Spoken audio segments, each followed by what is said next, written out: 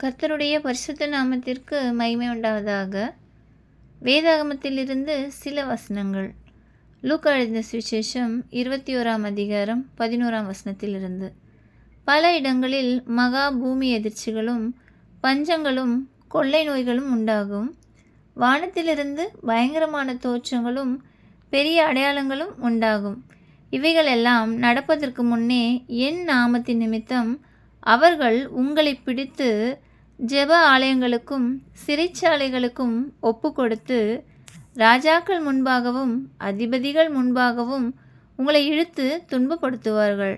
ஆனாலும் அது உங்களுக்கு சாட்சியாவதற்கு ஏதுவாயிருக்கும்.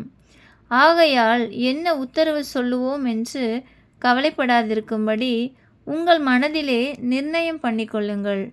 உங்களை விரோதிக்கிறவர்கள் ஒருவரும் எதிர் பேசவும் எதிர் நிற்கவும் கூடாத வாக்கையும் ஞானத்தையும் நான் உங்களுக்கு கொடுப்பேன். பெற்றாராலும் சகோதரராலும் பந்து ஜனங்களாலும் சிநேகிதராலும் காட்டி கொடுக்கப்படுவீர்கள். உங்களில் சிலரை கொலை செய்வார்கள். என் நாமத்து நிமித்தம் எல்லாராலும் பகைக்கப்படுவீர்கள். ஆனாலும் உங்கள் தலைமயிரில் ஒன்றாகிலும் அழியாது. உங்கள் பொறுமையினால் உங்கள் ஆத்துமாக்களை காத்து கொள்ளுங்கள்.